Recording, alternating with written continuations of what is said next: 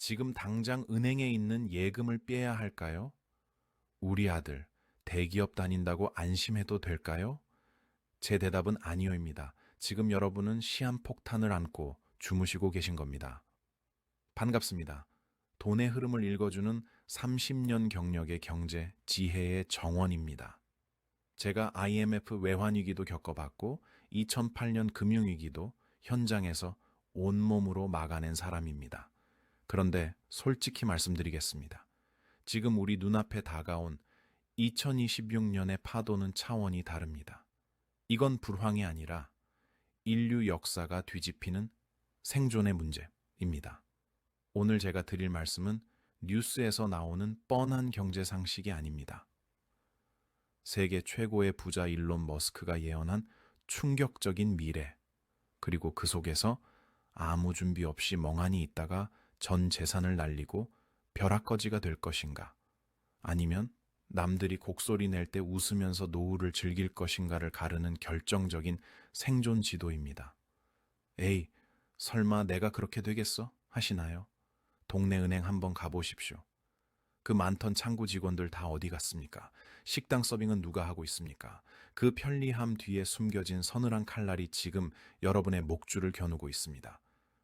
오늘 방송에 앞서 먼저 구독과 좋아요 부탁드리면서 이 짧은 시간을 투자해서 제 이야기를 끝까지 듣는 분은 앞으로 다가올 30년의 노후가 천국이 될 것이고, 아유 귀찮아 하고 그냥 나가시는 분은 죄송하지만 당장 내년부터 눈뜨고 코베가는 세상을 원망하며 사시게 될지도 모릅니다.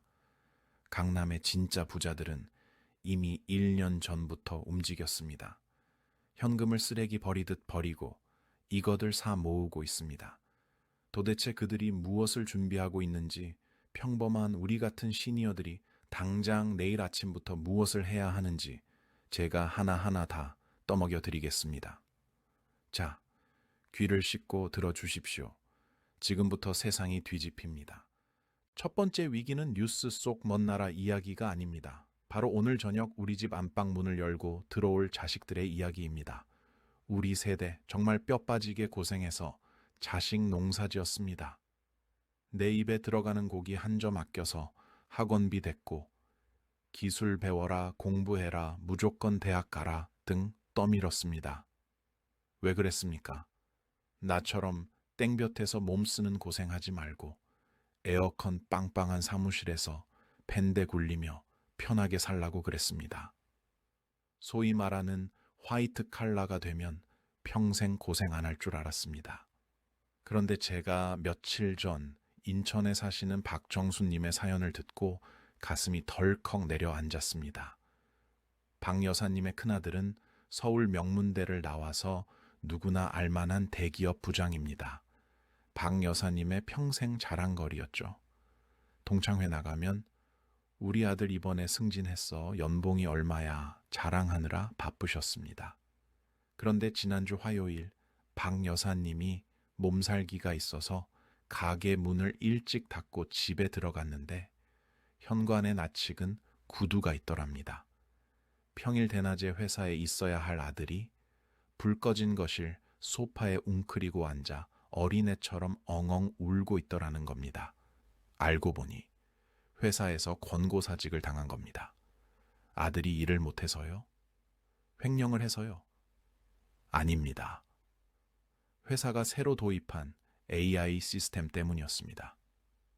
이 아들이 일주일 꼬박 밤을 새워야 끝낼 수 있는 데이터 분석과 보고서 작성을 AI 프로그램은 단 하루, 아니 몇 시간 만에 끝내버립니다. 그것도 실수 하나 없이 말입니다. 여러분, 사장 입장이 되어서 한번 냉정하게 계산기를 두드려 봅시다. 연봉 1억 원씩 줘야 하고, 툭하면 아프다, 육아휴직 쓴다, 담배 피우러 나간다 하는 인간 직원을 쓰겠습니까? 아니면 전기요금 몇천 원이면 밤새 불평 한마디 없이 완벽하게 일하는 AI 직원을 쓰겠습니까? 답은 너무나 뻔합니다. 잔인하지만 이게 자본주의의 생리입니다. 지금 의사, 변호사 같은 전문직도 난립니다. 예전에는 환자가 배가 아파요 하면 의사가 청징이 돼보고 고개를 갸웃거렸지만 이제 AI는 MRI 사진 한 장만 있으면 1초 만에 위암 초기입니다. 확률 99%입니다. 라고 진단을 내립니다. 공부 제일 잘했다는 의사 밥그릇도 깨지는 판에 평범한 사무직인 우리 자식들은 오죽하겠습니까? 이게 남의 집 이야기가 아닙니다. 당장 다음 달 여러분의 휴대폰에 어머니, 저 회사 잘렸습니다. 이번 달 용돈은 못 드릴 것 같아요. 라는 문자가 올 수 있습니다. 그 문자 한 통을 받는 순간 여러분의 평온했던 노후 계획은 지옥으로 변합니다. 왜냐? 우리는 이미 늙었거든요. 자식이 무너지면 부모가 벌어서라도 도와줘야 하는데 지금 우리 몸 상태로 다시 공사판에 나갈 수 있습니까? 식당 설거지 자리 구하기도 하늘의 별 따기입니다. 결국 자식의 위기는 곧 나의 파산벌입니다. 자식에게 얹혀 살려고 했던 계획, 자식이 주는 용돈으로 품위 유지하려던 계획, 그 모든 게 2026년 AI 쇼크와 함께 물거품이 될 수 있다는 겁니다. 그럼 어떻게 해야 합니까? 자식들 다 굶어 죽게 생겼는데 손 놓고 있을까요? 아닙니다. 여기서 전문가의 통찰이 필요합니다. 과거의 문법을 버리셔야 합니다. 좋은 대학 나와서 대기업 취직해라라는 조언은 이제 자식을 망치는 지름길입니다. 대신 이렇게 말씀하셔야 합니다. 아들아, 딸아, AI와 일머리 싸움을 하려고 하지 마라. AI를 부리는 주인이 되어라. 남들 다 아들이 백수 된다고 울고 있을 때 어떤 집 부모는 자식에게 AI 기술을 배우게 하거나 로봇을 활용하는 사업을 구상하게 합니다. 일자리가 사라지는 게 아니라 일의 형태가 바뀌는 겁니다. 자식들에게 월급 받는 노동자가 되라고 가르치지 마십시오. 로봇과 AI라는 도구를 소유하거나 그것을 다루는 주인, 즉 자본가의 마인드를 심어주셔야 합니다. 두 번째로 여러분이 반드시 아셔야 할 것은 등골이 오싹해지는 돈의 가치에 대한 이야기입니다. 일론 머스크는 돈의 의미가 사라진다라는 충격적인 예언을 했습니다.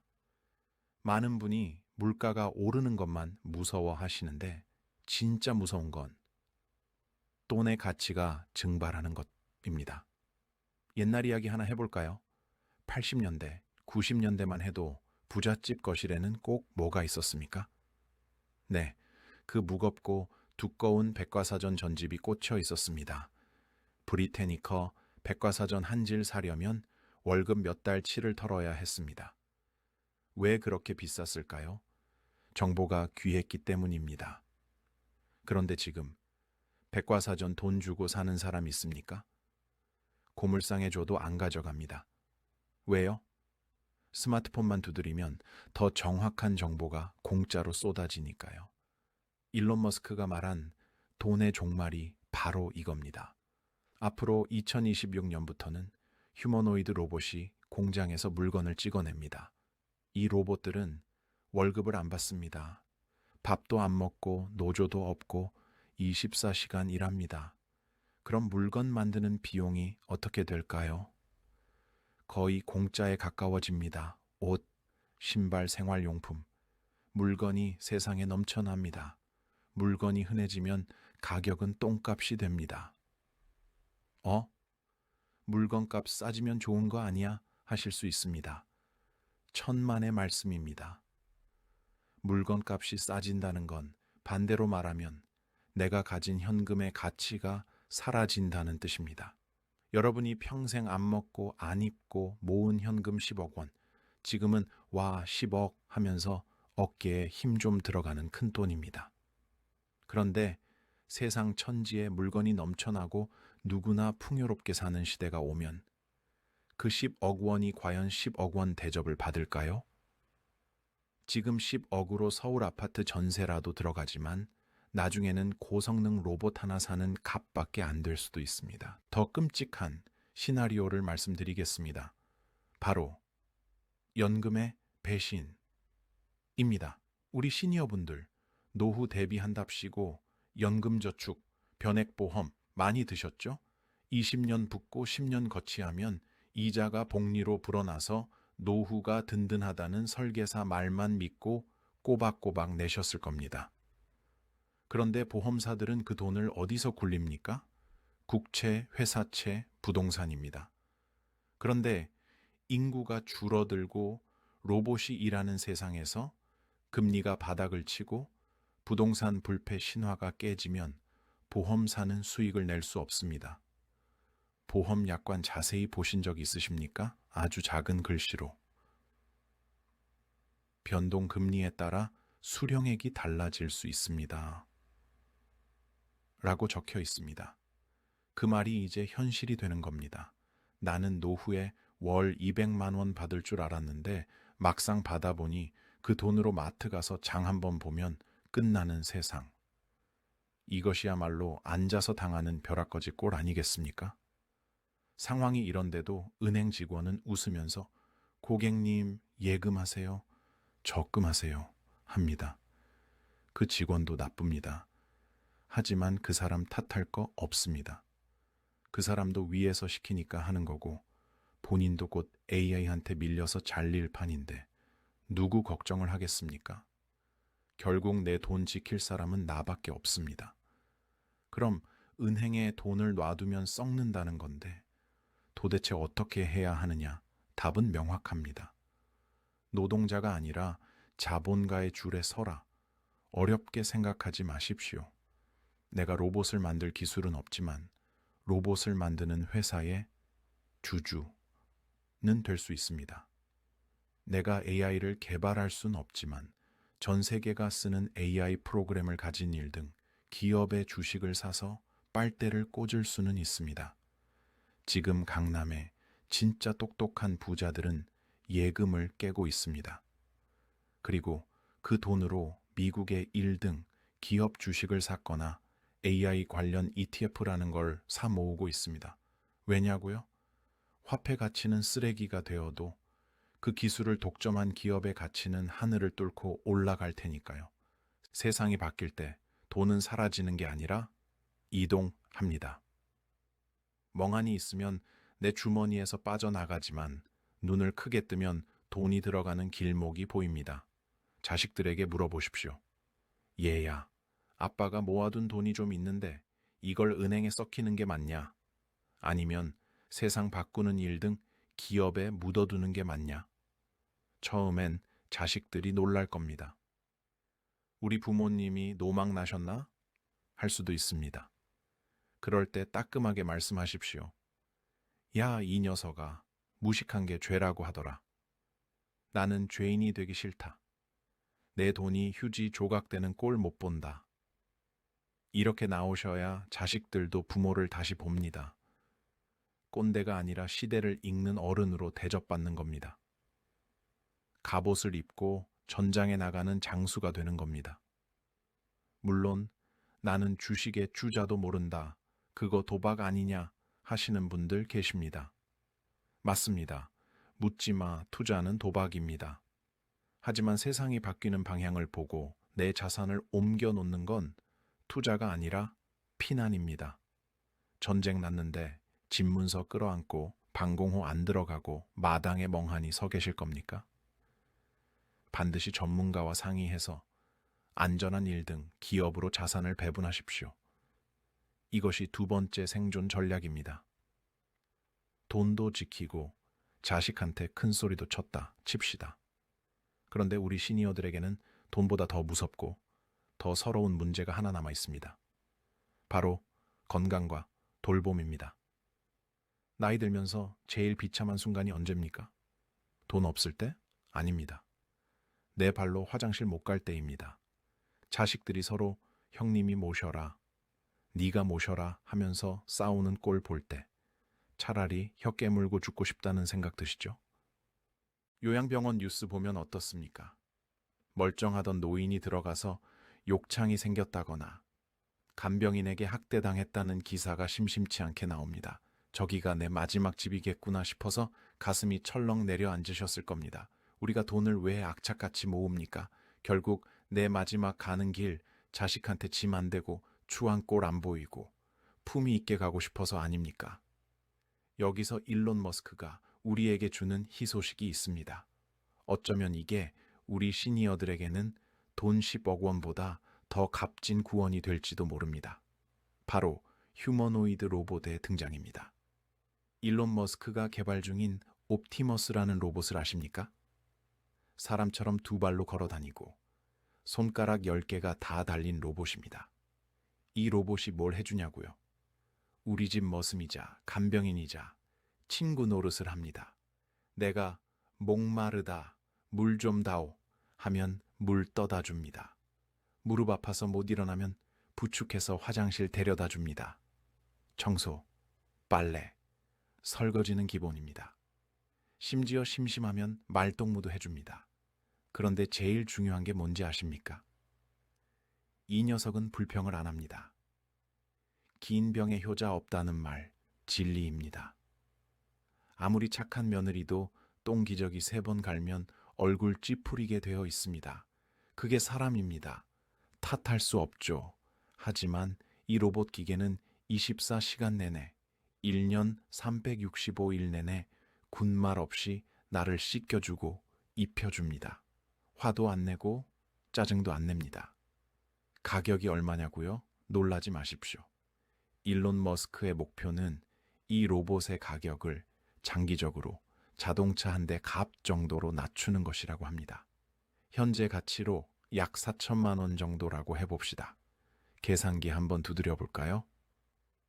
지금 요양병원 괜찮은 곳 가려면 한 달 입원비랑 간병비 합쳐서 400만 원, 500만 원 깨지는 거 우습습니다. 1년이면 5천만 원, 6천만 원이 공중으로 날아갑니다. 5년이면 억소리 납니다. 집 한 채 값이 그냥 사라지는 겁니다. 그런데 이 로봇은 딱 한 번 사면 고장 날 때까지 내 옆에 있어주는 평생 효자입니다. 초기 비용 4천만 원만 있으면 우리가 굳이 자식 눈치 보면서 얹혀 살 필요도 없고 고려장 당하듯 요양병원 끌려갈 필요도 없다는 겁니다. 내 집에서 내 밥그릇 쓰면서 내가 좋아하는 TV 프로 보면서 로봇의 도움을 받아 아주 품위 있게 존엄하게 늙어갈 수 있는 세상. 그 기적 같은 기회가 우리 눈앞에 와 있다는 겁니다.